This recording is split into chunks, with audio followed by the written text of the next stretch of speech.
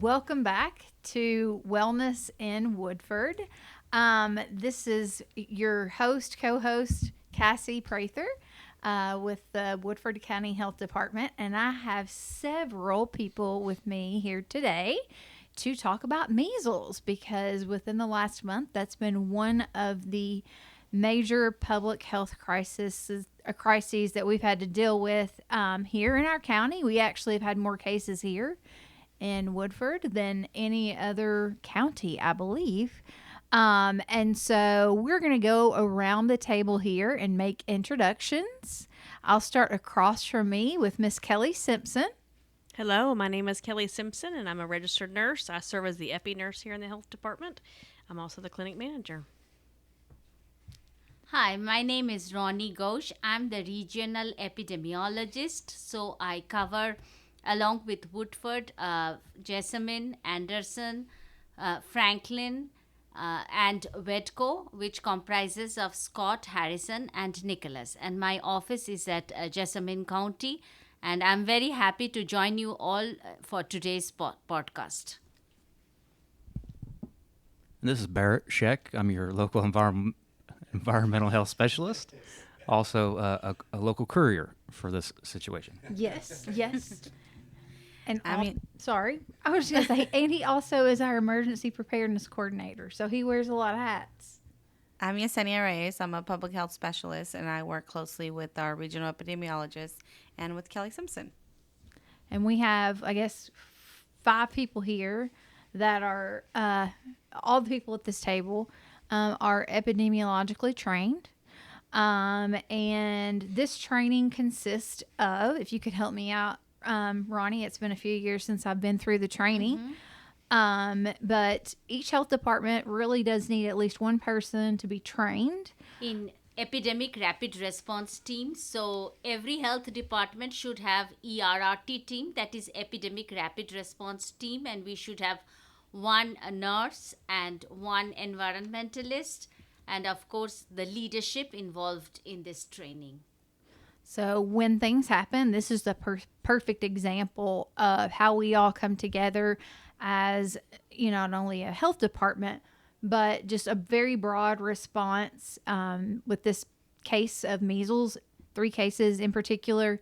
It was all of us at this table working together to diagnose, contact trace, do testing, take specimens to the lab. And so it's really an all hands on deck type of approach, which we learned during COVID works the best. And one of the things I do want to give a shout out to provider Christy Grider. She is actually the provider that had a suspect case and called me immediately before that case left her office. And that was one of the things that was critical really in timeliness and making sure that we got, the information from the test that we needed and then could continue our investigation. So one of the key parts is getting that diagnosis quickly so that you can go ahead and get to work with all the contacts of the cases. So in this particular case, again, I was contacted kind of after hours by Christy Grider, who said, I have a textbook case, I believe, of measles. And this is not something that, providers this day and age, they don't look for measles. But this person, this case did have, a textbook case, all the different signs and symptoms, high fever, cough, runny nose, watery eyes, and then the macupapular rash already. So then we were quickly ready to identify other household contacts as well. And so this patient was not vaccinated. It was a household, and all of the members of the household that were diagnosed, they were not vaccinated. And the members of the household that were vaccinated did not get measles. And so I think that is just case in point of how well the measles vaccination works, but also how infectious, how virulent, measles can be, especially in a household setting. And so it's one of the most deadly, infectious, but also one of the most preventable diseases. So from here, I want to kind of kick it off to Yesenia. She won't want to take the credit, but she was one of the folks that was actually on call and one of the first people that I turned to get the ball rolling for testing and things like that. So what would you like to talk about with your experience? Because it's like COVID, but it's not. So if you could just say a few words about what you encountered. So I actually picked up specimens and took them to the state lab. So I'm the one in charge of doing all the contact tracing and, seeing where they were, and that way we can contact all the places. And so measles is it's spread through the air, and it stays in the air for up to 2 hours. So we made sure we did all the contact tracing of the medical environment where they were at. We had to contact all those patients that were there and see if they were immune to measles, if they had been vaccinated, if there was any kids that were underage, because the children don't receive their first vaccination at, I believe it's 15 months. 12 to 15 months is the first vaccine that they can receive. So we have to make sure, and pregnant women are very at high risk too. Yes. So we had to make sure all of that was in, and this is all in the matter of within 1 to 2 days. You have to do everything quick, and we have to make sure the patient tells us where they have been. So it's hard also if the patient did not tell us, where they've all been, or if they're not really giving us much information. It makes our job a lot harder. You're exactly right. I mean, you're dealing with one of the most infectious diseases, and if the person that is infected has been, let's say, 10 places, and you only are given the information about one of those places, you've got 90% of places where someone could have been exposed, but we will never know that they were exposed. And, early identification, treating symptoms very early can mean a better outcome for those that do get infected. But, that part of our response, is investigation, but it's also protecting those that could have been exposed. So that can make it very difficult. And on multiple media interviews, I asked very nicely, please, if you're contacted, share with us what you know, because it could literally mean life or death. It could mean someone is, notified, and therefore, if they start having these symptoms, which can start out pretty much like a cold, we can identify that and make sure that they have all that they need to be able to recover. And just like Yesenia pointed out, children that are less than a year old are not protected at all, unless their mom may have gotten a booster during pregnancy. And I'm not sure if that's the recommendation, but we've got a whole lot of kids out there that, regardless, have never had the chance, the opportunity to protect themselves. They're too young. And then we have people that are immune compromised, maybe have cancer or some other kind of illness that makes it very difficult for them to get over any kind of illness, much less measles. And so that's why we always ask very kindly for you to participate, not only for you, but for anyone else that could have come into contact. So I want to talk about too, the vaccine. Even with just one, you typically get the vaccine at 15 to 18 months, and then again between 4 to 6 years old that's your second vaccine. So after the first dose, I think it's 93% effective in protecting you. And then the second one is going to get you up to the 97. So 93 to 97% effectiveness. And that's great. Not all of our vaccines have that efficacy rate. So that's really good. But we do get sometimes some questions from people. They want to know if they have the protection. They want to know if they have been vaccinated. Because if you get it when you're so young, you're not going to remember. And even your parents probably aren't going to remember, the dose, the cadence, all of that. So a couple of the different things that we have had to help people with here lately in determining if they are protected is if you are immune if you were born before 1957. Or if you have written documentation with the date of receipt or at least one dose of measles containing vaccine given on or after your first birthday in 1968 or later. So a lot of this means you either had the vaccine or you were probably exposed to it and therefore have a natural immunity.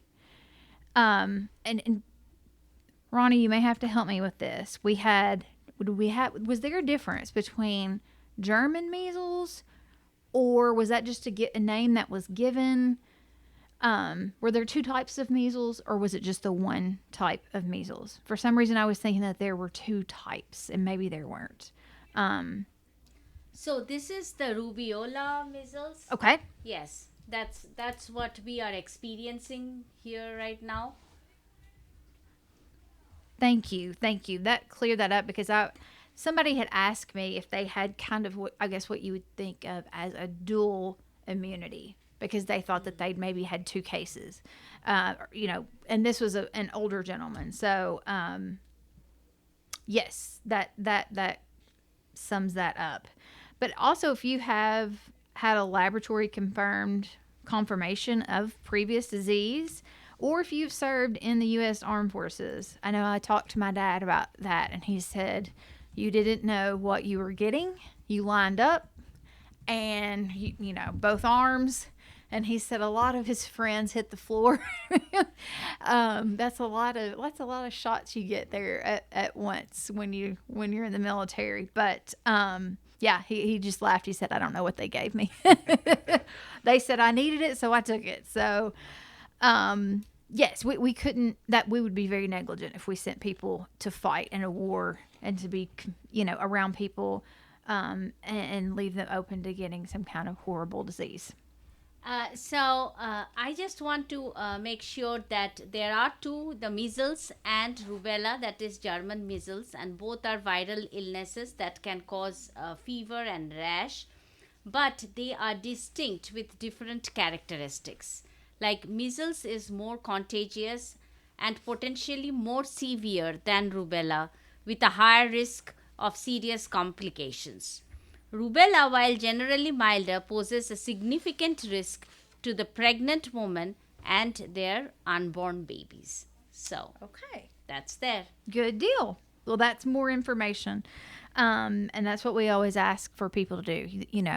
If you have any questions, make sure you contact your general practitioner, pharmacist, a medical professional that you trust, that can give you evidence-based, scientific-based information.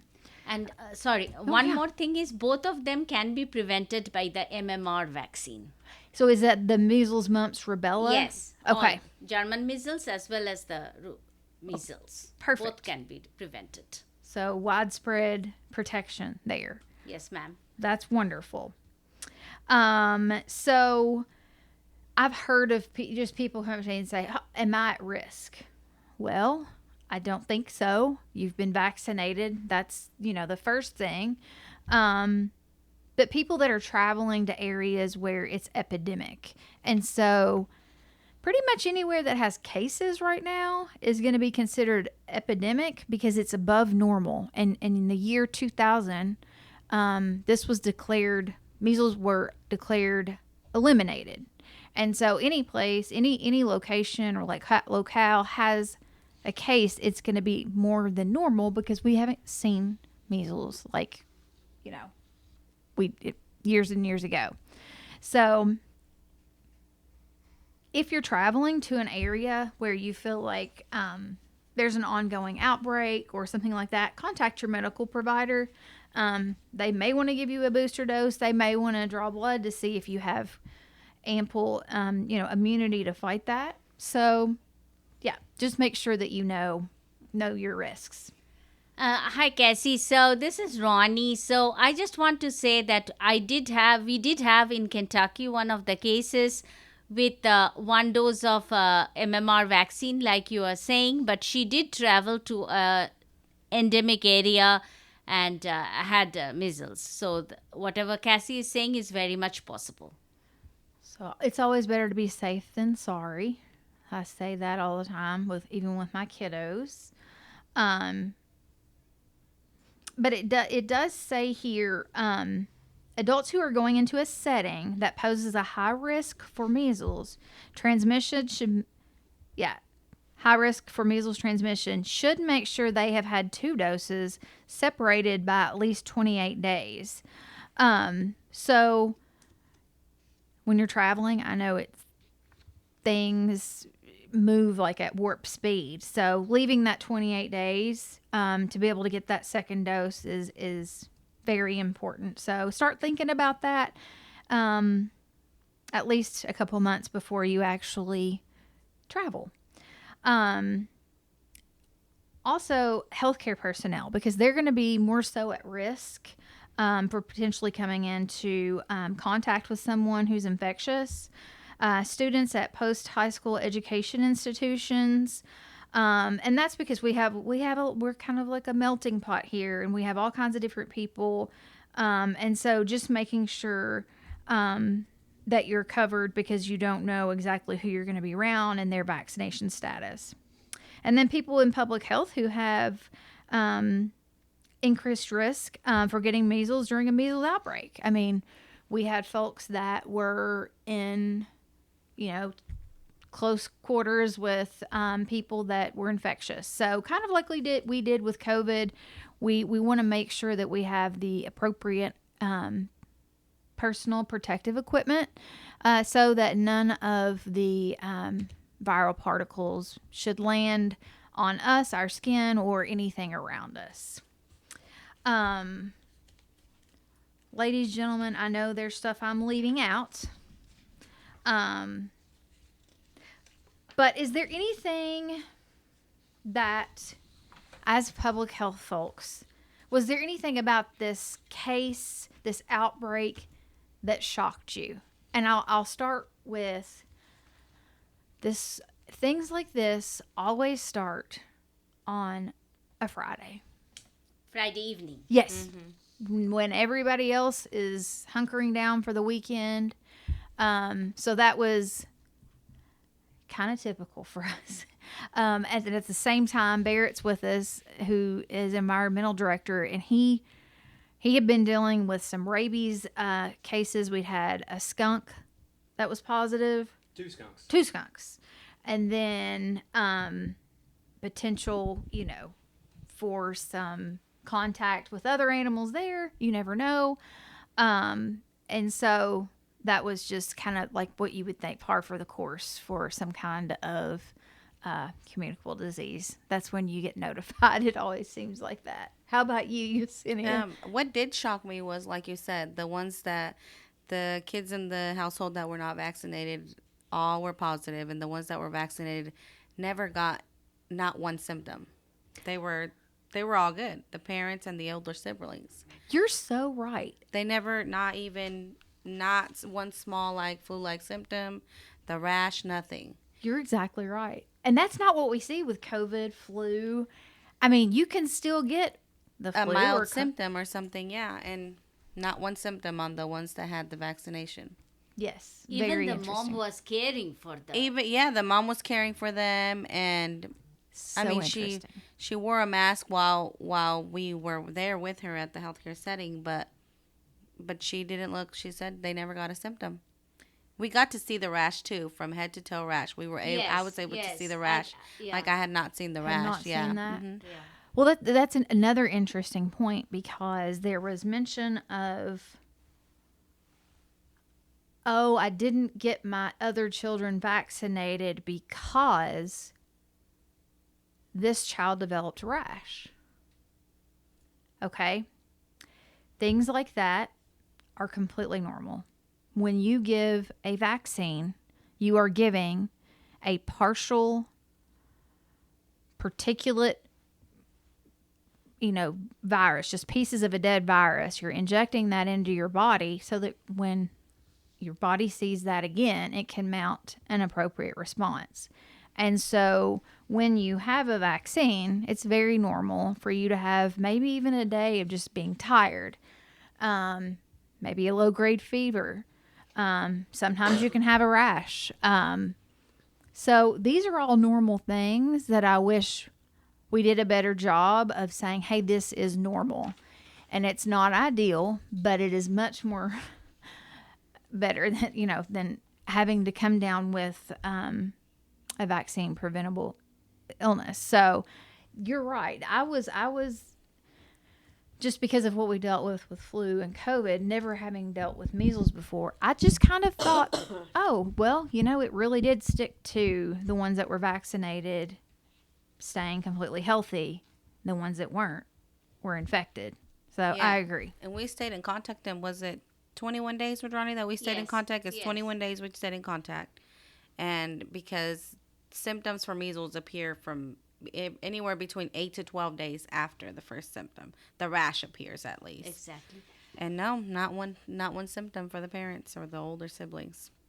I also want to add one thing, that whenever, as public health professionals or health officials, we try to quarantine these contacts, they are unhappy with us because we are preventing them from their daily activities or scheduled activities.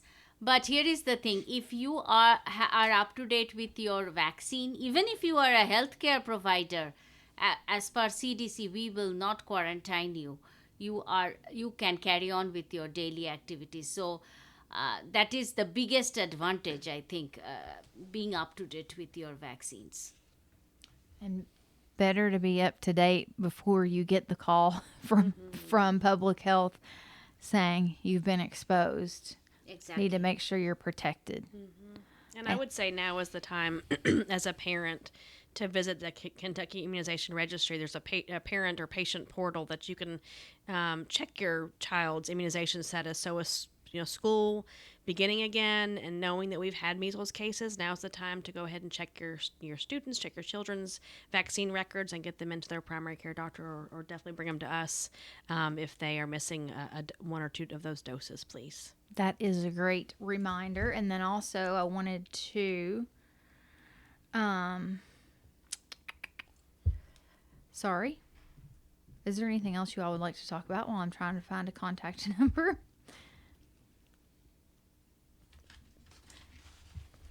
I know during this particular outbreak, we had cases here in Woodford. We had 1 or 2 in Fayette.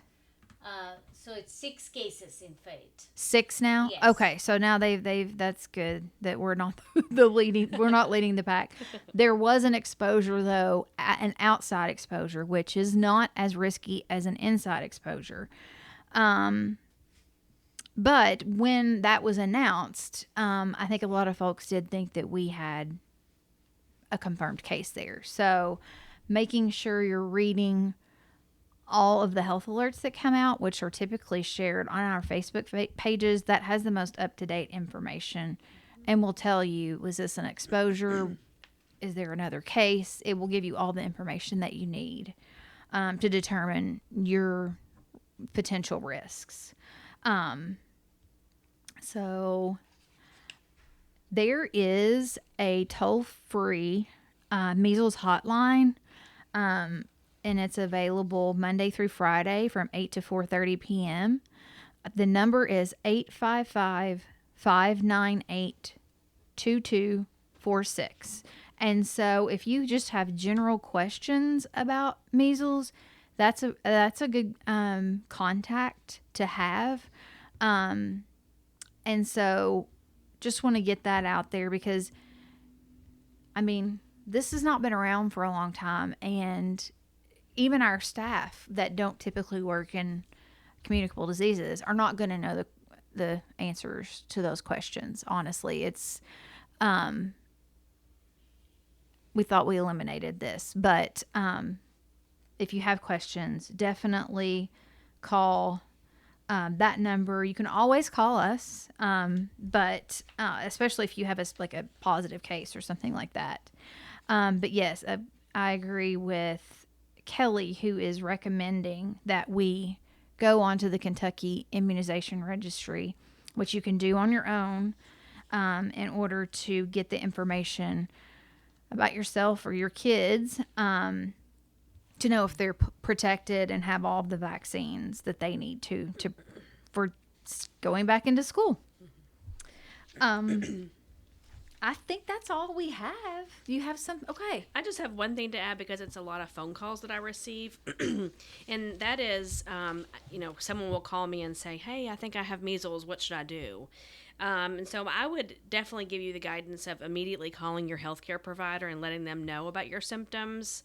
And they can tell you the next step. Your healthcare provider can, make special arrangements to evaluate you, assess you if needed, without putting other patients and medical office staff at risk. That happens a lot with us with other communicable diseases. We, will receive a phone call from someone that says, I've been in a different state that has a tuberculosis. I have the symptoms. And so, we will assess their symptoms. And a lot of times we'll go out in the parking lot to test them. And so just to keep everybody else at risk. And some of the people here with this measles case that were that were quarantined were in the office when some of these positive patients were seen, and so that would help eliminate others from possibly being exposed. And those infants who aren't a year old yet, who haven't had a chance to become protected, that would be just kind of my guidance.